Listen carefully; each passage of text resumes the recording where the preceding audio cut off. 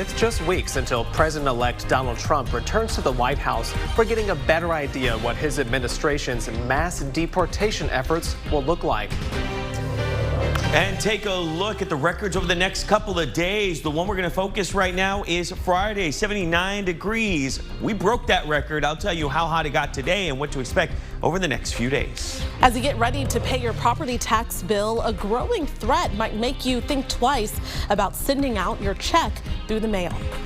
Well, today we're getting a better idea of what the efforts to deport illegal migrants will look like when President-elect Donald Trump takes office in less than a month. Thank you so much for joining us. I'm Jennifer Sanders. And I'm Will Dupree. And tonight for Daniel Marine, NBC's Susan McGinnis talked to the new border czar about that plan. President-elect Trump heading into his second term with a list of day one priorities, among them mass deportations of undocumented migrants. On day one, I will launch the largest deportation program in American history. Trump assigning the task to incoming border czar Tom Homan, who warns anyone trying to impede deportation efforts. But guess what? They're getting arrested too. So you'll get exactly what you don't want, more arrests in your communities. Soon after President Biden took office, immigration officials no longer detained families crossing the border illegally. Homan tells NBC News the great majority lose their case for asylum but don't leave. It's like between 6 and 10% of family units who get those order removals actually leave the country. Now, detention centers are back on the table. As for separating families, Homan suggested undocumented parents will deport with their children. I think most parents will keep their families together, and we'll do what we got to do. But I'm hoping the parents make the right decision. Standing their ground, sanctuary cities, including Los Angeles, San Francisco, Chicago, and New York, which could slow or deter immigration crackdowns. Immigrant advocates say Americans need to fight for justice and immigrant rights. It's heartbreaking, it's cruel, it's unnecessary. It has no place in a civilized society, far less a democracy like ours. Promises made, promises kept. The president-elect vowing swift action January 20th. Susan McGinnis, NBC News, Washington. And looking in depth now, Mexico is developing an app that would let migrants warn others if they think that they're about to be detained by U.S. immigration officials. It would let people press a button to send a message to previously chosen relatives and the nearest Mexican consulate. Now, Mexico says it has beefed up consular staff and legal aid to help migrants in the legal process related to deportation. The government says it has also set up a call center staffed 24 hours a day to answer migrants' questions. Now, first warning weather with meteorologist Freddie Fela. I mentioned that 79-degree record that was set back in 2021. We broke it today, and that was us hitting 82 degrees. That was 3 degrees above the record and 20 degrees above normal. We should be at 62 at this point, but we're back at 80, and it looks like we'll do it again over the next couple of days. Temperatures right now still at about 78 in Austin, 78 in Bastrop, 76 in Giddings, San Marcos at 78 degrees. Georgetown the same, and as you get out towards Fredericksburg and Mason, we're looking at about 76 degrees.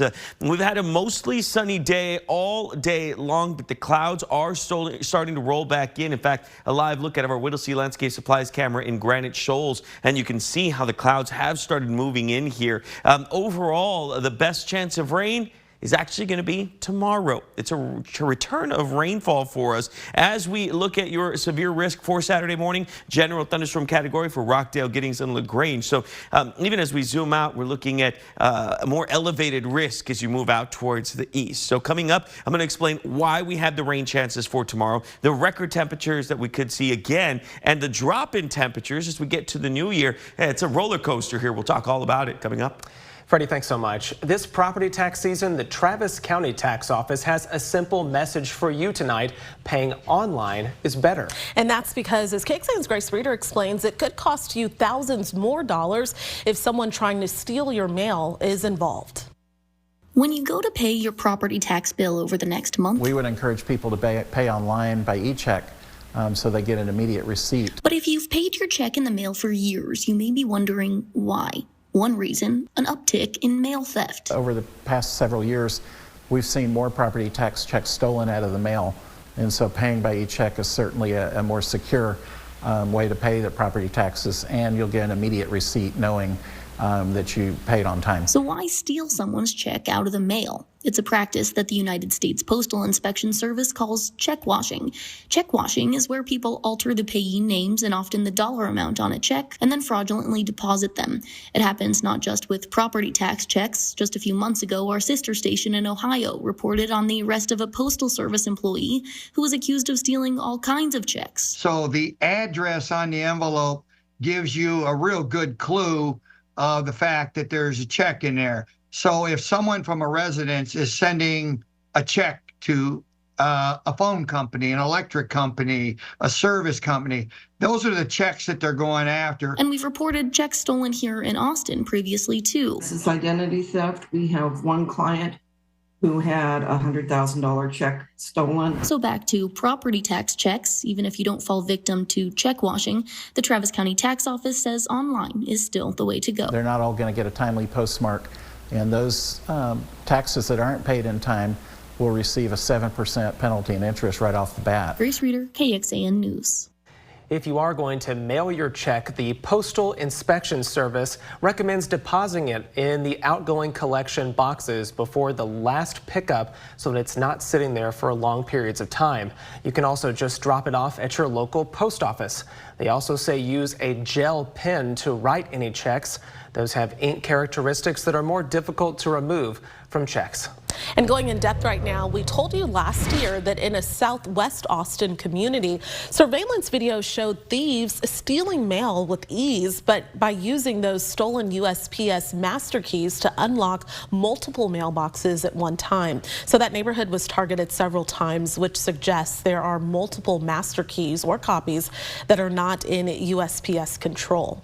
This isn't just affecting Austin. It's a nationwide problem, often involving checks stolen out of people's mailboxes, and that's why last year the Postal Service announced that it replaced thousands of old arrow locks, which can be unlocked with master keys with electronic ones. The agency said it also installed 10,000 high-security blue collection boxes nationwide.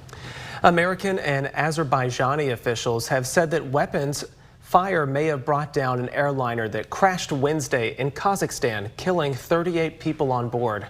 New footage shows holes in the jet's fuselage and what experts say appears to be shrapnel damage. The jet had taken off early Christmas Day, heading to southern Russia, a region where officials in Moscow have said a drone attack was underway. One aviation expert reviewed the footage and said the plane may have been hit by a Russian anti-aircraft system.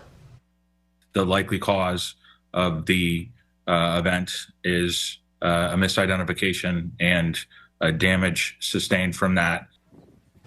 29 people survived that crash. They are now getting treated for their injuries.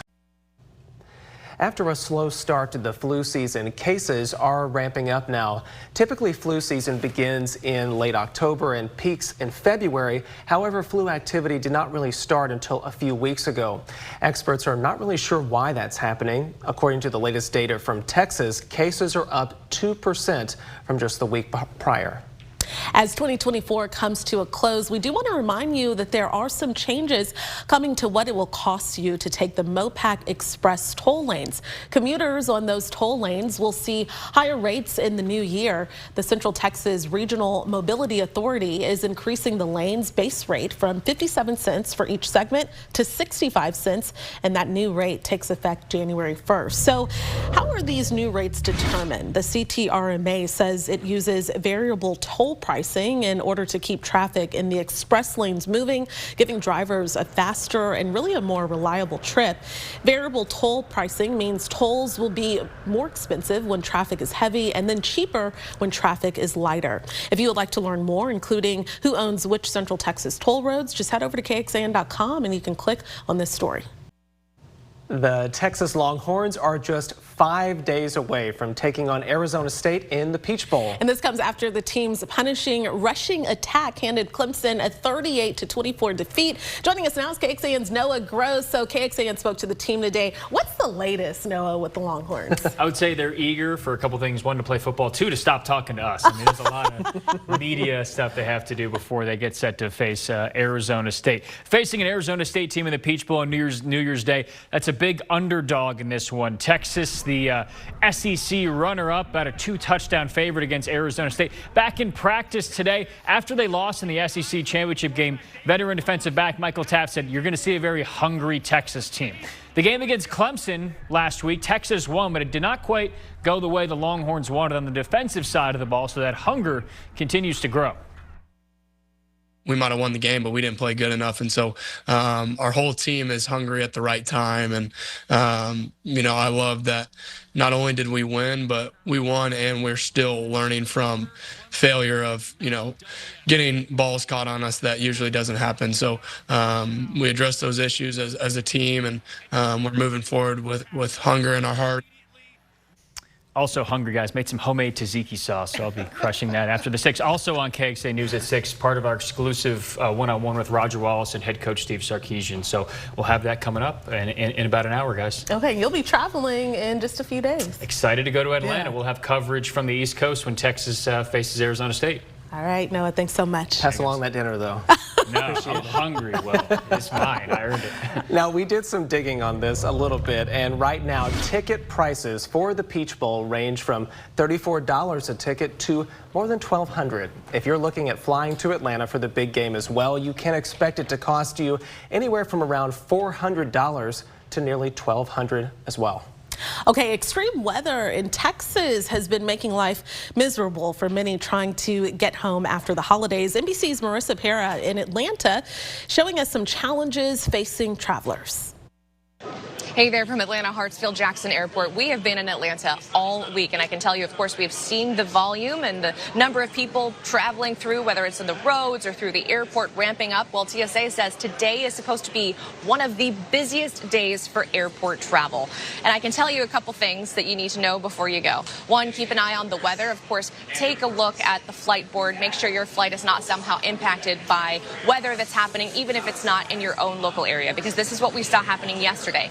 Dallas, Houston, those are two airports that we saw severely impacted by weather. A temporary ground stop in Dallas because we saw severe thunderstorms, we saw tornadoes touching down, and that impacted, of course, flights around the country, especially those flights that were supposed to be heading into those areas. There was that temporary ground stop that was since lifted, but we're keeping a close eye on how weather may still impact parts of the country today, this weekend.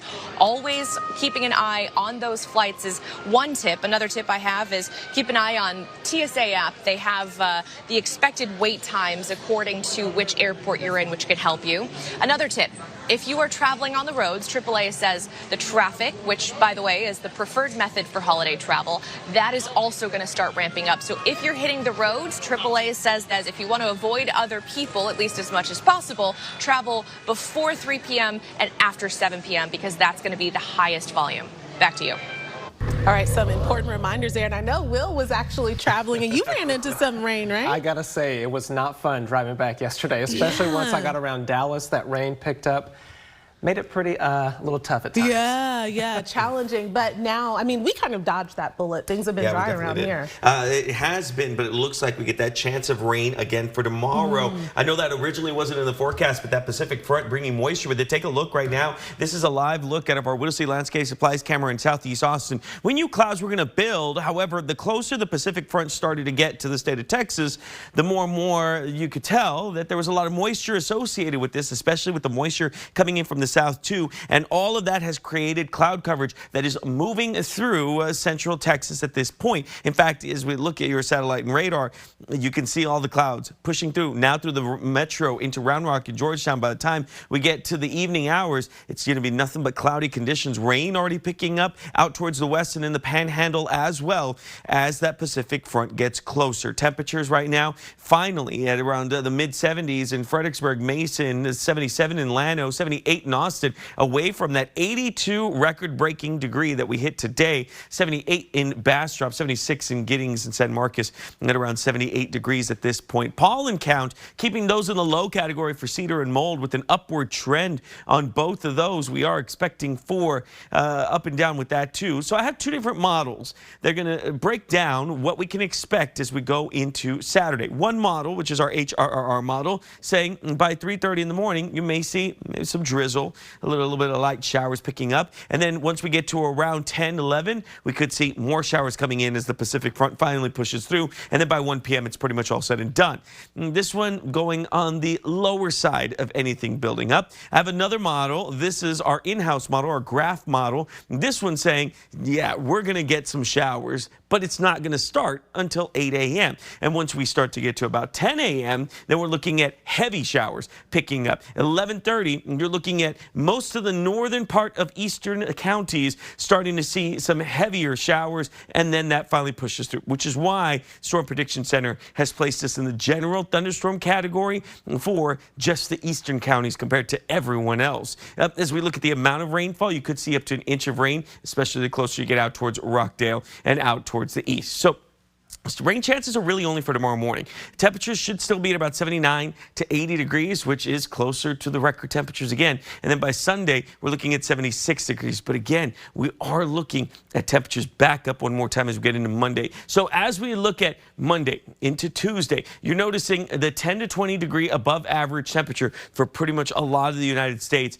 And then as we get closer into Monday and Tuesday and Wednesday, then we see a lot of colder air starting to settle in. 5 to 10 degrees below average for pretty much everyone in the central part of the U.S. down to Texas itself. For the New Year's Eve and New Year's Day, we're looking at temperatures at around 49 degrees as you ring in the new year, and then 60 degrees as we get to the day itself. 7-day forecast showing this, what I've called many times today, that roller coaster. 79 for tomorrow, 76. Look at that, 48 degrees on Sunday morning. We're back up to 82 by Monday. The next front comes in, 68. Another front comes in. Temperatures down to 37 by Thursday morning. All right, folks, keep it right here. We have more coming up right after the break. Georgetown is one of the fastest growing cities in the U.S., expanding by about 11% from 2022 to 2023. Because of all that growth, the school district there is already planning for the future. It broke ground on a new elementary and middle school, which will be done by fall of 2026. And it's set to break ground on a new high school in March. That will be the district's 3rd high school. Realtors say that the city is popular for families because of home prices.